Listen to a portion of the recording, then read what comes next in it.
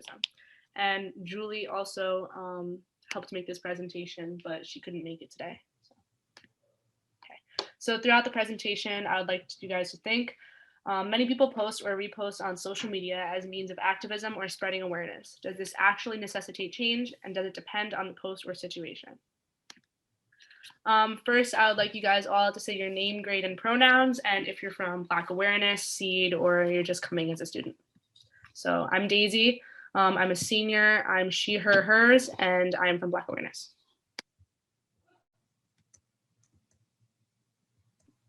My name is Mrs. Adams. My pronouns are she, her, hers, and I am from Black Awareness Club.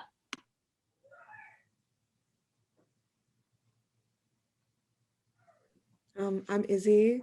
I'm a junior, and my pronouns are she, her, hers, and I'm from Black Awareness as well. Hi, I'm Jade. My pronouns are also she, her, hers, and I am also a part of Black Awareness Club. Hi, I'm Fiona. I'm a senior. My pronouns are she, her, hers, and I'm from SEED.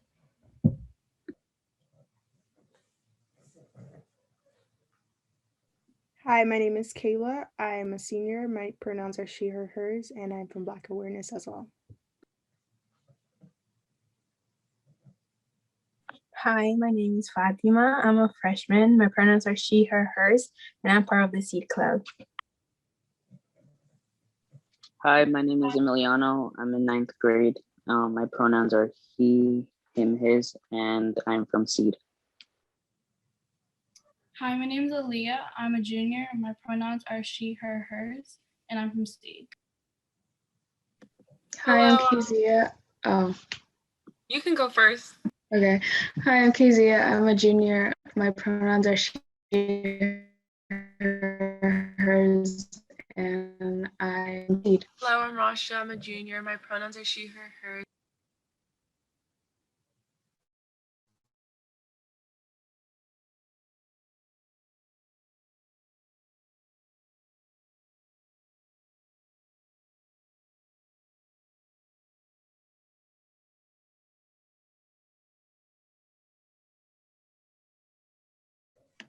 Hi, my name is Milo. I'm a junior. My pronouns are she, her, hers, and I'm from Black Awareness.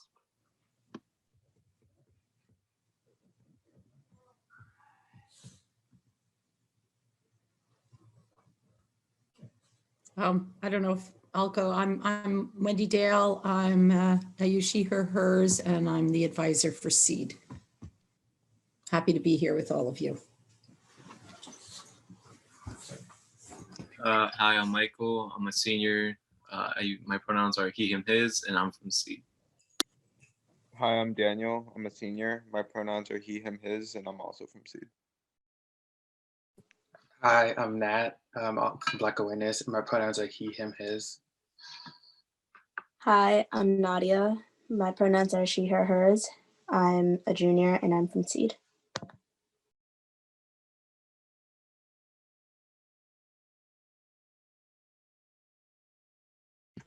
I guess I'll go. My name is Michaela. I'm a senior from Black Awareness, and my pronouns are she, her, hers. Hi.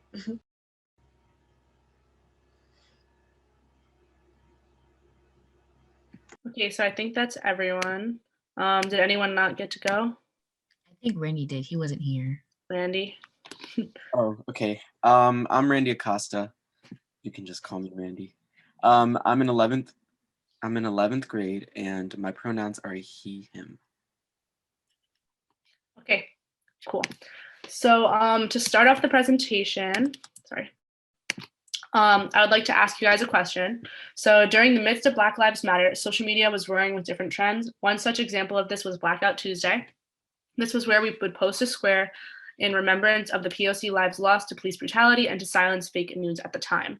And I would like to ask everyone, did you participate in this trend, and give your reason why or why not? So I'll go first to start it off.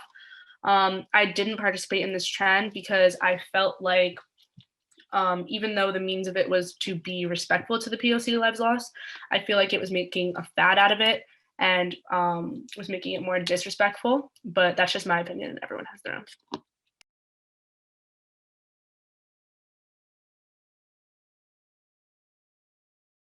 Can I go, Jade? Go ahead, Kayla. Okay. I'm so sorry. Okay, you can go. Sorry. I didn't participate in this because it felt like really a trend to me, and like it was a way to show, for some people to show that they cared, like, or not that they cared, like they're participating in the Black Lives Matter or movements towards like equality, and really it didn't really do much to bring awareness to what was going on truly in terms of police brutality and inequality.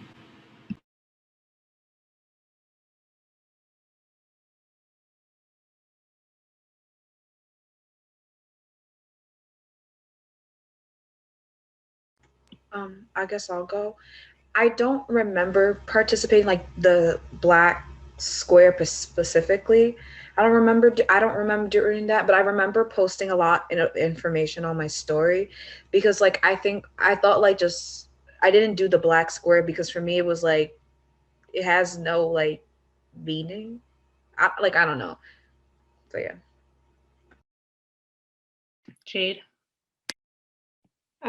I did post a black square, but I didn't just post a black square. I posted a series of slides with not only information about what was going on, but links to different resources that people could use to either learn more or donate to the cause.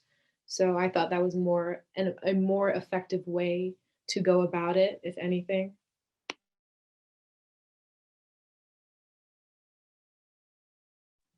I posted one, but I deleted it. But I posted it with a link to other resources because I think if you posted it just black square like by itself, I thought it was kind of useless. So yeah. I didn't. Sorry, go ahead. Okay, I didn't post because what I noticed what happened was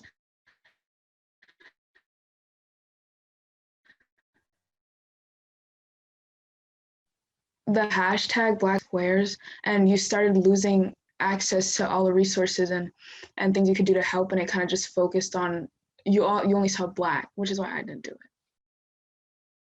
I'm in a similar boat with Sanaya, where I posted it and I posted it with something with like some other things the next day, but I eventually ended up taking it down because I feel like it was like arbitrary and what, like Casey said, was drowning out a lot of helpful information. But in all honesty, when the Blackout Tuesday, like it happened, I didn't even know it was coming up. I only just started seeing it in my feed the day of, because like a lot of the stuff I was doing, don't really have like a whole lot of followers on any platforms really. So I wasn't sharing information. I was like donating to organizations and GoFundMe's and like signing petitions. I wasn't really posting anything, so I didn't even know about it on the day that it came.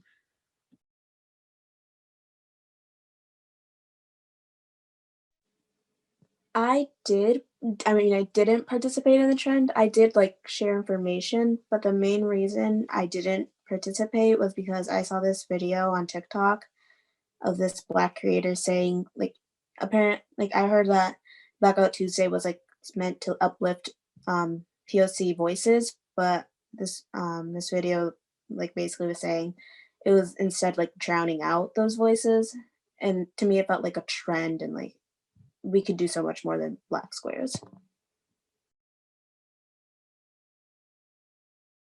Okay, so I'm going to move on from this question since it was just an icebreaker. Whether you did or did not participate, everyone gets to share their opinion, and you can learn or change your opinion at the end of the presentation. Okay, so some effects of social media. At this day and age, social media has become a very popular and very important way to spread a message and call for social action. It's much easier to show your support for a cause, however, easier is not always better. So one reason is users can and will create any identity that puts them in the best light. The best example I can think of this is a lot of my friends I know and people I know don't generally care about the movement and were silent throughout the entire movement until Blackout Tuesday came, and they wanted to get props for posting or look a certain way. So they posted a black square, and that was their activism for the day. Second, talking the talk means nothing if you don't follow through outside of the internet. So not condemning anyone for posting or not posting, but what you really do to help is donate, have the important conversations with your family, go to meetings like this. different things to learn and spread actual information. Forcing or even simply encouraging others to post can make the action lose purpose and authenticity. So I'm sure a lot of people may have seen like posts when we were in like the midst of Black Lives Matter. A lot of people were saying, if you don't post, you're racist, which is honestly an opinion or not, but at the same time, a lot of people posted after that. They got called out, so then they wanted to post, and it kind of made it lose its meaning. And lastly, it can become a fad. So at that time, you would see a lot of people speak up. And since then, I can say that I have not seen as many people speak about this issue. Other words, or any words for this, would be called slacktivism, performance activism, optical allyship, performative allyship, collectivism, armchair activism, and hashtag activism. And they all mean the same thing: the practice of supporting a political or social cause by means such as social media or online petitions, characterized as involving very little commitment or effort, often done to increase one's social capital rather than the cause. So here are some examples of performance activism. First, virtue signaling. So if you donate to Black Lives Matter, maybe you would screenshot it and post how much you donated, showing receipts.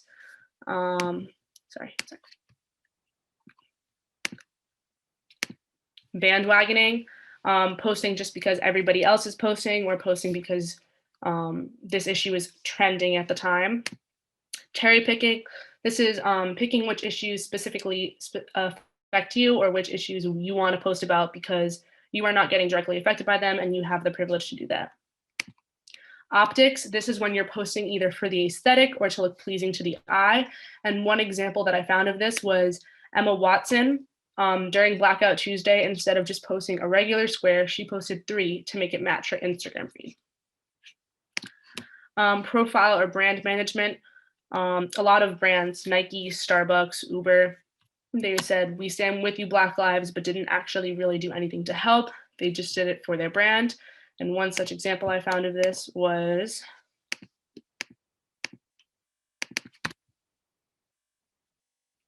my screen frozen.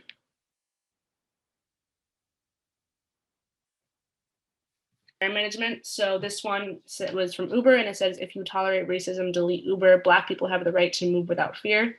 And personally, when I saw this, I was like, oh, wow, they might lose business for this. I commend them for doing it. But at the same time, I also thought they're gaining a lot of business from it because people may be switching from other companies who don't speak up to Uber, and it was more of a business tactic. And blindly reposting information. And this one doesn't have to do with Black Lives Matter, but I'm sure a lot of us may have seen this picture circulating the internet. And it was described as kids in cages at the border under the Trump administration. But this, in fact, was a processing center to health screen kids that was actually built under the Obama administration. And it wasn't at the border as well. It was in the US. So yeah. I would say just check your information before you blindly repost it. Okay. Brianna Taylor. So Brianna Taylor was a Black medical worker shot and killed by Louisville police officers in March 2020. They were doing a narcotics raid because they believed her residence was used to receive packages. The officers were supposed to announce themselves, but Miss Taylor's boyfriend said he did not hear anything. As they kicked in the door, he fired his gun, and Officer Jonathan Mattingly fired 10 blind shots into the apartment, 5 hitting Miss Taylor, who was sleeping. She died shortly after receiving no medical attention. Some other facts about the situation is that there was no ambulance on call, and whenever a police raid is being done, there's supposed to be one outside.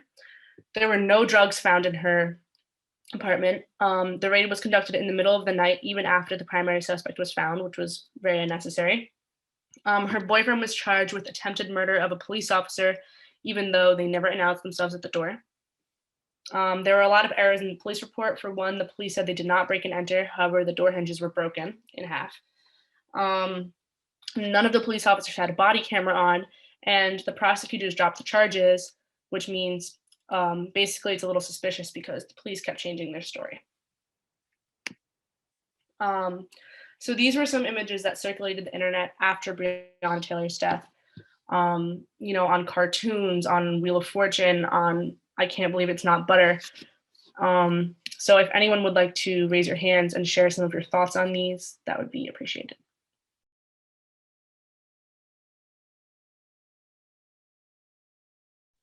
I honestly thought that these kinds of posts were like really useless and dumb.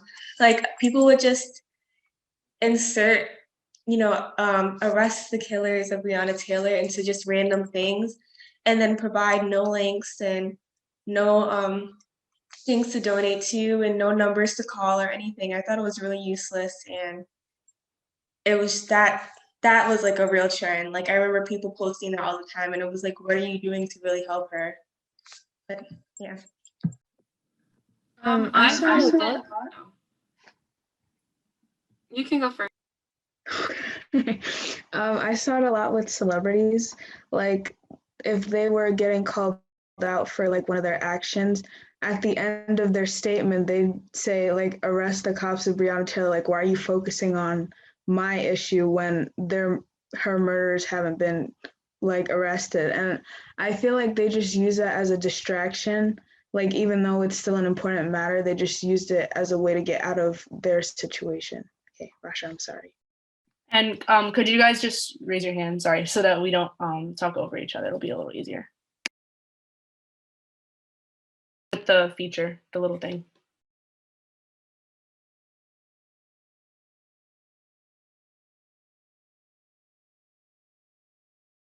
Michaela?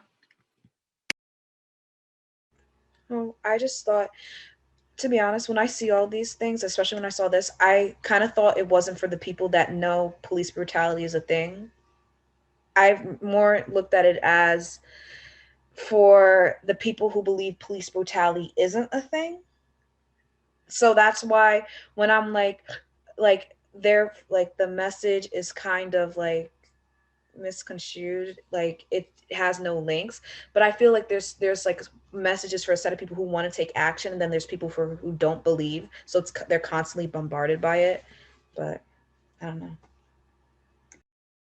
Rasha?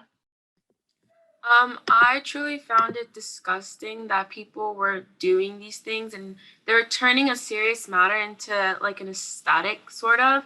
Like they had a like Hello Kitty background with a sign that said ACAB, and it's like, why are you trying to fit in a serious matter into your aesthetic? It was really disgusting. Aaliyah? Yeah, I agree with, again, like what Rasha was saying. Like it definitely like built tension within a little bit of the community by kind of just like destroying the intent and the purpose of a lot of this stuff. Sinclair? Yeah, I agree with what everyone was saying. Like how it's really upsetting how her name was made into a trend and how she was an actual person. People were using her name and like saying arrest the killers of Breonna Taylor for social points almost to make themselves seem like a good person. And like they're doing activism when it's really just not providing any information, like not sharing her story. Nadia? When I first saw these, I was like, oh, they're just like, oh, they're trying to build awareness because like these are formatted as memes. But then the more I thought about it, then I was like, they're not providing any links. And like it became more of like Brianna Taylor, like just say her name and you'll immediately get like, you'll be in the good graces, but never really talked about her. Izzy? I agree with every single thing that's been said already. And I think another thing I wanted to add is that in all of these, they never mention the actual police officers who did kill her. Like they never say the names of the 3 officers who ended this woman's life and never held them accountable. It's almost like, yes, we're throwing around Brianna's name and watering down the life of a real woman, like a real human woman, and then never holding a single person accountable for those actions. And that's one of the main things that rubbed me such a wrong way about this whole like thing that they did with her name. Fatima? Back to what Rasha was saying, they were doing it all for the aesthetics and things like that. And this is a really serious topic. And in a sense, they were kind of making jokes out of it. And like Nadia also said, like there weren't any links provided. So not only were they kind of making fun of it, but they were also giving us important information or information that would provide us with like to see how we can better this. Thank you guys all for sharing. And I wanted to point out, I actually never thought of Michaela's point that people who weren't for the cause were being constantly bombarded by her name. But at the same time, I think it would have been more helpful, like what Izzy said, if the names of the cops were said, if links were added. And at the same time, I'd also like to think, like, if you knew her and this was your family, would you want to see these memes of her name everywhere you looked? This one I thought was really interesting. We kind of already had the discussion, but one of the comments on it said, her death and the injustice surrounding her name is not a meme. People need to stop posting stuff like this. And I also thought this one was important to give its own slide, because the way that it dragged you in, you think it's a new pair of Jordans and it's like lower at the bottom. So a way that I thought of this, as long as I know a lot of us might have seen it on TikTok as well, that people were kind of using it to get likes and views, to drag people in for their own benefit, and then at the end looking like they did it for the cause. Okay, so now I kind of wanted to talk about, yeah, sorry. No, yeah, I definitely agree with you, Daisy. Like, just to add on, like, I even remember when artists, like musical artists, like did that. Like, for example, a rapper, her name is Mulatto. She like put it at the end of her video, like of her song with like Gucci Mane. Forgot how it goes, but it's like, and she just put at the end, arrest the cops, and then she even got more more likes and views because of that, because people were like, oh my gosh, like she's so good because she is half Black and half white, to use that as performative activism. Yeah, a lot of people were definitely using it for their own benefit rather than the cause. Now I kind of wanted to look at these images. So first is the shirt, again, kind of like bringing people in, and at the end it says, arrest the cops that killed Brianna Taylor. The other one is a George Floyd phone case. George Floyd on a t-shirt saying, I can't breathe. Hello Kitty says ACAB, and people using the Black Power fist as makeup. So do you think these images are helpful or used as an aesthetic? Is it okay to profit off people's deaths, or is it even considered profiting off someone's death, or is it spreading the cause? Whatever you think. Does it make a difference if the business is Black owned? And does it make a difference if the proceeds are donated? So if you guys wanted to raise your hands, we could talk about it.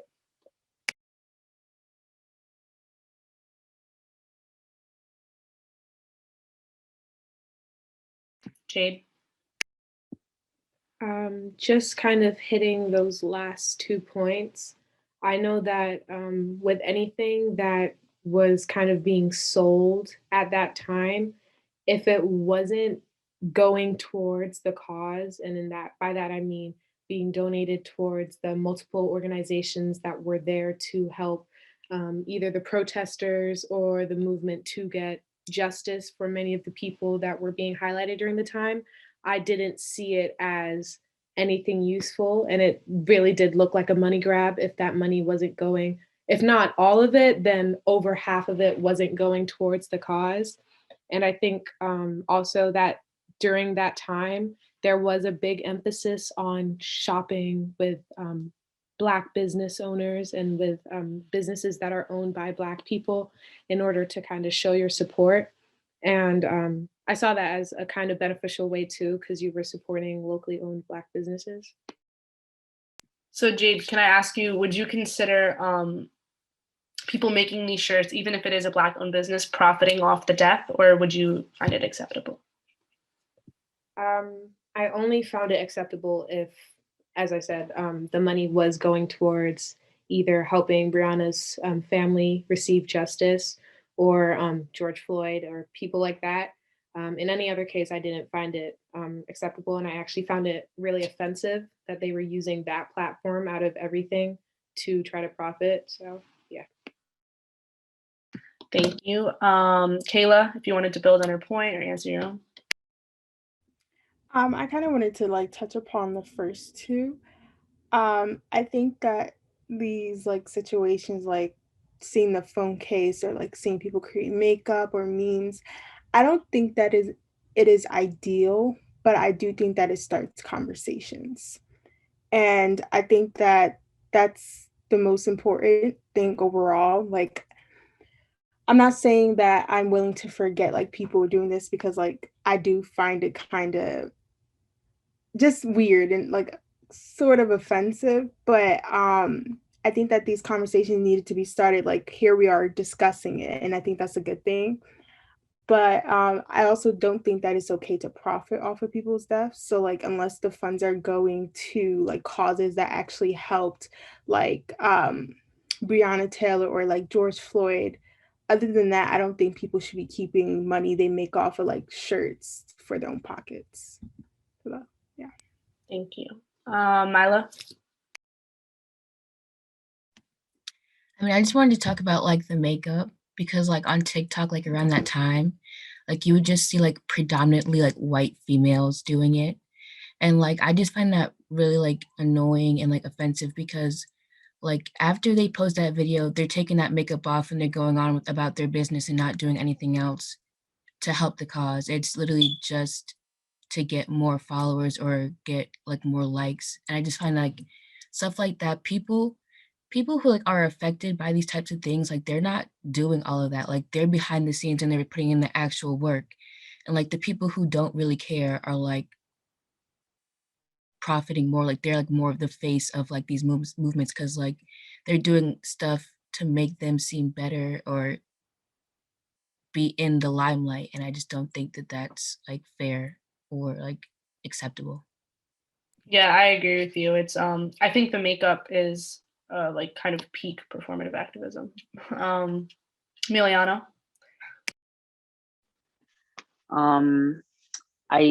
So I like don't agree with like the profiting off people's debts and the makeup on the girl, but I definitely do think that like they are trying to do it maybe like for followers and likes and shares, but when that happens, like the likes, it goes up, that means like more people are agreeing with her. I don't think they see the intention of getting her follows or likes for the people who are liking those videos. They see it as intent, as like, you know, this matters, this is an issue that matters, as to where the creators like, oh, I'm doing this for likes or follows and then taking off the makeup.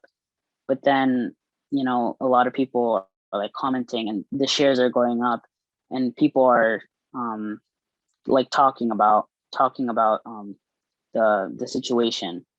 But I also do think that they need to like post more information like regarding about it, because it's just like not okay obviously to like use this as followers and stuff, and to like not post like a follow-up video. And yeah. Thank you. Dr. Freeman Mack, did you want to share?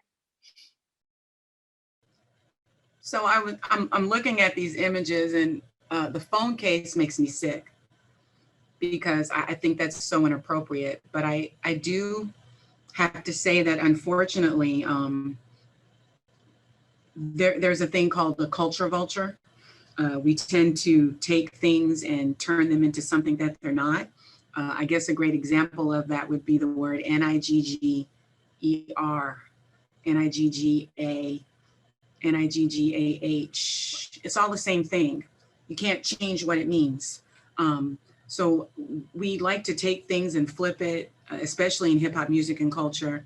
And it does bother me. And then I also feel like it does create awareness, because even with Sandra Bland, I wasn't very familiar with her story. And because I kept seeing it everywhere, I went and investigated and found out who she was. Because sometimes I'm not connected, because there's a lot of mess out there. And at this time when COVID occurred, and with what happened with Brianna, it happened right in the beginning with COVID. There was a very heightened awareness because everyone was plugged in. The same with George Floyd. But it saddens me that, especially in the African-American community, we tend to take things and commercialize them, and they become something for sale. I think that's what bothers me, and especially when the money doesn't go to the family. A good point also would be, we're getting ready to celebrate, unfortunately, another anniversary of Trayvon Martin's being murdered, Trayvon Martin being murdered, because he was murdered.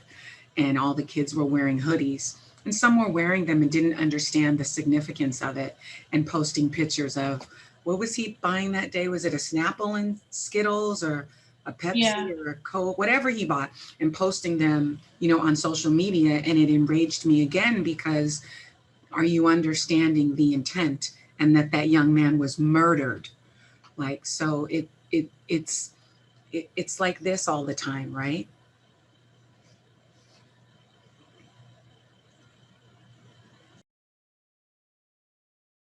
Yeah, I think you brought up a really good point. And I also think that maybe, I'm not sure what you think, but it would make a difference definitely if it was maybe just his name rather than a picture, or, drawn on a phone case to make it look like an aesthetic. I think that was a really good point. But Rasha? I would definitely say that doing like these shirts or the phone cases is definitely extremely inappropriate, and I don't think that it is helpful in the slightest bit. I think some people bought this to show their support, and obviously like they have a good intent of it, but I think that the only appropriate thing that you can buy that represents the Black Lives Matter movement is the actual like fist logo, and not it, like those other pictures with the George Floyd on the phone case or even the shirt. That's so like inappropriate to even consider even making or buying. And I think, you definitely do want to show your support, but there is definitely other ways. And I think that even though some of these people did donate the proceeds to Black Lives Matter, I think that the only thing that should have been made profitable to this, not profitable, but been donated, was the logo. Anything other than that, or something that says Black Lives Matter and that's it, anything with someone who has been killed due to their race, I think they should not have been made into products.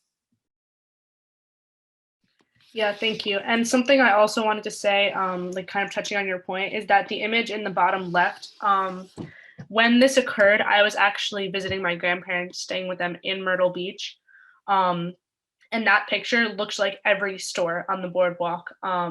His face was next to, shirts with princesses on it or shirts that say backwoods on it. And I found, even if the support was there, it was very incredibly disrespectful to see it next to those images. It just felt very misplaced. Michaela? I think like with the memes, I feel like that's like how I said earlier, that's like mostly signal amplification, even though I feel weird about it. But like profiting is just like, especially if it's not being donated, is just crazy. But I feel like most of this stuff is byproduct of the fact that our country hasn't had a real talk about racism, how like South Africa had to talk about the apartheid. And now you have like a generation of people who grew up hearing, oh, Martin Luther King was like the only activist, and maybe Malcolm X, and they don't really know about how much systematic oppression affects the Black community.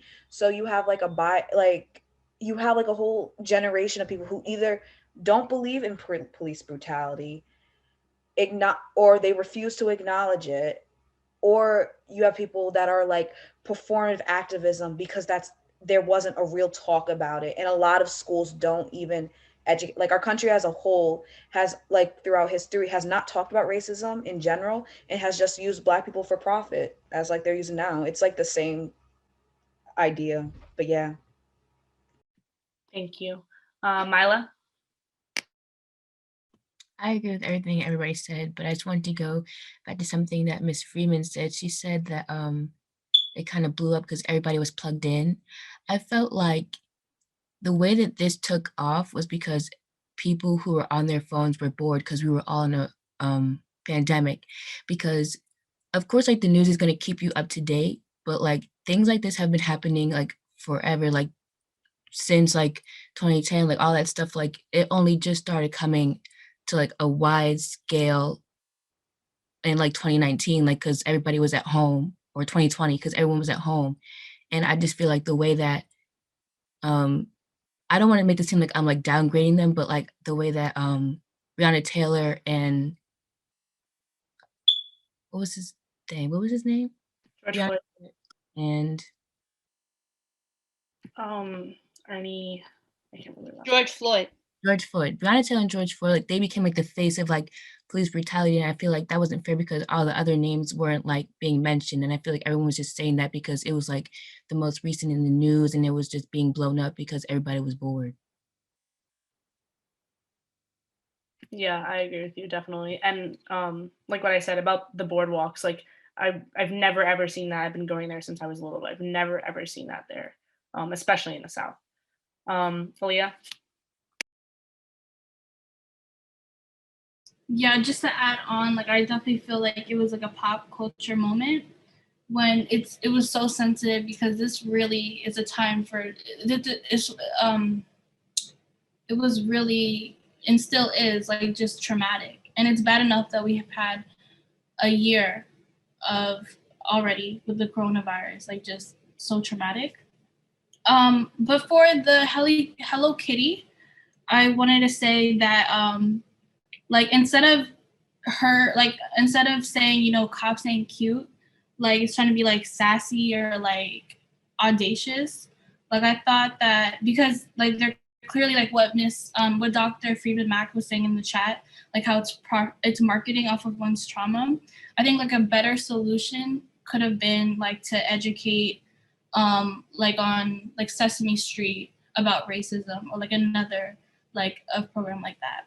And then for the girl doing the makeup, like it's very disturbing, like again seeing that such a like a disturbing moment, and to say that, you know, I'm gonna like paint my face black. She didn't do it fully, but it feels like borderline blackfishing and kind of like forgot the term what it's called, like blackface, because like what Mila said, it's like she's privileged. Like at the end of the day, when she wipes off her face, she probably will never experience on the level the deep, like the demeaning and the degradation that Black people have faced because of like just because of racism. Thank you. Nadia, and then we'll move on. I agree with Mila, and with everything Mila said, I do agree with that. And also want to touch on what Aaliyah said with saying that especially this wave of Black Lives Matter was a pop culture moment. I feel like the media turned it more, it's less of like, oh, specifically George Floyd and Breonna Taylor were killed for basically nothing, which has been happening for decades, centuries. It became more of like a pop culture moment. Like I noticed that the conversation was being more dominated by like the media, and like I noticed that even some like white people were like non-Black people were talking about it, and I like even during this wave I saw like I heard more the names of non-Black people than actual Black activists who were actually doing the hard work and like actually kind of knew what they were talking about and did not learn it off the Instagram. Yeah, and I think it's important also to add on to your point. I do agree with you, but that I think it's good that more people are getting into it, but I just wish that they would get into it on more than the internet, whether you're Black or white or Hispanic. It's important to do it in all areas, and that will help the cause more. Okay, so lastly, like I said, it's very easy to passively like an Instagram post or change your profile picture. You may feel like you've helped, yet you're never actually engaging. In no means does it mean to stop speaking up on social media. You know, you can post or anything you want to help spread awareness, but simply to take further action as well. So I'd like to ask you guys, what can you do on social media to help other than just, you know, posting a Black square? And what can you do outside of your phone? Okay. So I was going to start saying something. Something that I feel like is important to do on social media is petitions aren't as helpful as they're made out to be. So I feel like spreading information that was not already spread. So I remember during quarantine, I saw a lot of the memes about Brianna Taylor, but I never actually saw what happened to her until I sit down and searched it up. So maybe posting the important stuff, posting facts, posting links to donation, that stuff that could be more helpful on social media. Michaela? Oh, I wanted to say, I just remembered when, like, at the last time, I think when Milo was talking, that there was like, I remember seeing when this happened, like, a bunch of like white teenagers would just say a cab and just harass police off, like yell at them or like dance around them and try to like annoy them. But for to me, like, I was like, I was confused and like kind of annoyed. It felt like a slap in the face because it's like if they wanted to harass people and they were black, that would have gone a whole different way. So I remember seeing that and it really got me upset. But yeah. Izzy? There's two things I wanted to say. In terms of helping, like I have really found that money helps. Like, although not everybody's in the position to donate or to, like set up GoFundMe's or help people out, like cash wise, money really does help. Donating does help. And then also the other thing I wanted to say is that Black Lives Matter as a institution and an organization has existed for many years. Like it has been a thing since I think like 2015, 2014. They have been organizing protests and rallies and doing community outreach for many years, and they probably will continue to do that. Like I know they did get a lot of traction in 2020. Like Black Lives Matter has very much been a thing. And I think a lot of people tend to forget that as of late because they try to address Black Lives Matter like it was a 2020 issue. But like I would say a really key part of activism is stamina, not forgetting what's happening and not getting caught up when it's like all in your face and on TV and in the news, just like remembering to keep it going. Black Lives Matter is still functioning and likely still will continue. So definitely just persevering is a great way to help. Yeah, and I really like what you said. A big part of activism is stamina. I feel like that's really important. Rasha.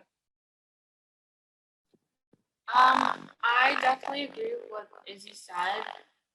Mainly what I did was put up links. And I know that even though petitions don't do much, I did definitely put up a couple of links and I put up some GoFundMe's. But also to touch with what Izzy said, I used to post so many things about not just Black Lives Matter, but other things too. And I kind of stopped posting it during the time period where it was trending because I did not want to seem like I was only posting this stuff because it was following a trend. So I used to always post on my stories about like Black Lives Matter and all that stuff. But then I felt like uncomfortable doing it while it was a trend because I did not want to seem like a follower. But I definitely think that outside your phone that you can definitely go to protests, you can definitely tell your friends, especially like your ignorant friends. I definitely had to kind of correct some friends on some matters because they were being ignorant and I showed them like the true definition of some things. So definitely like just talking to your friends, like not even having to like force them to believe your beliefs, but kind of just giving them some knowledge, I think is extremely important. Thank you. And just to build on your point about what you can do outside of your phone, I think you bring up a really good point about talking to your friends. For me personally, I know a bigger issue is talking to my family. It's definitely hard to have these conversations with people who don't always agree with you or people who don't always understand. So talking to your friends about it, talking to your family, it may create tension, but it's very important to do. And even having conversations just like this and getting diversity of thought is really important. Jade. Yeah, kind of touching on what Izzy said about the huge difference money makes. I know a lot of people were kind of just like, oh, well, I don't have money to give, so I'll just share this link. But I think, especially during that time, a lot of people were offering resources that helped you donate without coming out of your pocket. Like I saw a lot of YouTube videos that people were just saying, let it play in the background. and all the money that we make off of the AdSense and just the views are going to be donated. I know that my friend and I, one of the athletes that we follow, did a challenge where if you ran, for every mile you ran, they donated a certain amount of money, and then other accounts were matching it. So we went out for a couple of days and ran a couple miles each day just to do that. And that was a good way to donate money, and it didn't come out of our pockets. And yeah, I feel like I wanted to add something else, but I can't remember. So Thank you, Jade. I feel like that's really interesting. I didn't know that about the running. Randy? I was just going to answer the first question, though. What can you do on social media to help? I think very much the saying think before you do applies to the situation, because you need to reassess what you're going to post or what you're going to say on social media before you say it. Like, we made the point that sometimes the information that's being tossed around through social media is completely like wrong and invalid. So I feel like just doing research and just taking the time out of your day to research that picture or research this quote that you're going to post. Who said it? Why did they say it? When was this said? Where did it come from? And just making sure that you are fully educated on all sides of the topic. Thank you, Randy. I think that's really important, especially talking about like reposting blind information. And also to Dr. Freeman Mac and Ms. Adams in the chat. Thank you as well. Sinclair? Yeah, I agree with what everyone was saying. And I think on social media, what you can do is like post like sources to where you can get information about police brutality and about racism, because like getting information, even though social media can be a good place to like start with getting information, like you can also need something to like supplement that and like look other places to find stuff out. And then outside of social media, I think it's really important to like discuss racism in real life. Like if you see or hear like something, like one of your friends or family members saying something, and you just stand by, but on social media you're active and posting, then that's not like, you're not really truly being an activist or an ally.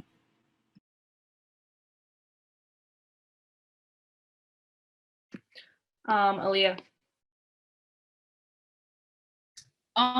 To help, like, what can you do on social media? I said like, so what I do is I follow like different like organizations and like activists. Like there's this one really popular one, his name is Sean King. And so like he breaks it down for you. So like he'll show like, like a video, like so it's concrete evidence of like an injustice that's happening, and he'll say, this is the story. And then so he'll show like maybe like a GoFundMe, but like he'll break it down like who you can call, and then like they have like a phone set up like where that like I forgot how he does it, but like it's like a system where when you call, you're directly to the like the DA, whatever office it is, and then you leave a message, or he'll even do the email, so that it's like kind of like that your voice is being directly heard. You're not just like donating where you don't really know how that's going to be in effect. And then also like learn your history. Like you could read books like on different types of like branches of racism, especially like medical racism. And then like also to bring up what Rasha was saying about like when you are talking about like talking to friends and educating them, like especially like if it's maybe friends that do like are a little bit like conservative like minded, or just like who are possibly like racist, like you can like use kind of psychology to make your valid point kind of without like enabling their manipulative tactics at times, like especially if they are toxic, who will try to like manipulate what you say or just try to demean the whole movement and insult movement. And then also like take classes like at the high school, like we have human rights, we have African American literature, Latinx literature and studies. We have like a lot of like classes like to educate. Yeah, I think the classes to educate is a really good point, and even just Black Awareness Club. Kayla? I also think that it's important that we hold our own selves accountable. Oftentimes, I see a lot of people like relying on social media and their friends to give them information. And I think that we have to take the initiative. You as a person have to take the initiative to go do the research and go make sure your research is accurate. Yeah, I think that that kind of it shocks me a lot to see a lot of people relying so much on somebody else for the information, and that creates like a whole bunch of biases, just goes into a whole other topic. But I also think that what we can do like outside of the phone is like lobbying and like constantly calling people of power who can make changes. Like I truly believe that the no knock warrant in Louisiana would never have happened if not for people speaking up. And it's sad that people have to like even mention it and like even like constantly call people and constantly write to people about the situation. But I think that it definitely did help drive the cause, if that's how I want to put it. But yeah, so like lobbying and speaking to people of power, I think that's something that you could definitely do. Yeah, and I think reaching out to like local officials or elected officials is very important. There's actually even like templates that you could use when big stuff happens to just share your opinion because it always matters. Sanaya. So I think that you don't have to go on a national scale. Like we can speak to people in our community, we can speak to our mayor, because there are examples of injustice and inequality every day in our community that we kind of just disregard because we're focusing on more of a widespread issue. Like we can organize our own protests and speak to our teachers and speak to our lawmakers and our police force in Westchester, and just that's how we can make a difference instead of sort of setting ourselves out there, that's not bad, but it's easier to create change in your own community first before going nationwide and globally. So. Yeah, I completely agree. Nadia. I think the best thing to do is like address the anti-Blackness, like the racism in your own community. Like I know during the summer, like I like took a deep look into like there's a huge like anti-Blackness in Latino culture, and like I took a look at that. Like I investigated what were the roots, and I had to face my own biases, and like it felt bad because like I felt like the bad guy because I was raised like that. But like you just have to accept that it's not an easy process, and you will have to like, and you will feel bad, like feel horrible, and that, but you got to realize that other people, like your mentality has affected other people in much worse ways. And also another way, and also I began like not investigating, but like looking up the death of Kenneth Chamberlain Sr. He was a Black man shot here in White Plains in 2011. So like just realizing it's everywhere, like racism, it's everywhere. So you have to like face it, and yeah. Yeah, and I think you brought up a really good point. If you grew up with anti-Black biases, as you grow older, you have to start, kind of accepting accountability and researching more and forming your own opinions. And I think that's really good that you did that. Izzy. I just wanted to say, I think you, Daisy, and Rasha, and maybe a few others said something about like educating your friends and family and doing what you can to get them more like aware and less ignorant of things that are going on in our world. But I will say that although that is so important, it's also important to realize that you don't really have to be doing emotional labor for other people. I remember early on in my activism days, especially when I was in middle school, I would spend long hours having fights and conversations with people in person, online, and on social media, on Twitter, getting into long, drawn out arguments with people. And it starts to wear on you. And like I said earlier, like stamina is so important. And you start to get burnt out really fast fighting with people and trying to teach people so desperately. So just know that like, yeah, it's really is so tiring. You don't have to do emotional labor for anyone. Like, do stress the importance, but encourage people to go do their own independent research, maybe give them resources, but you don't have to be anybody's mom. You don't have to baby anybody or be their teacher. That's not what you're there for. Yeah, I think that's a really good point, and it wasn't said, to put your mental health first and, let people grow up, but do the little things that you can as well. Does anyone else have anything to say before we kind of wrap it up here?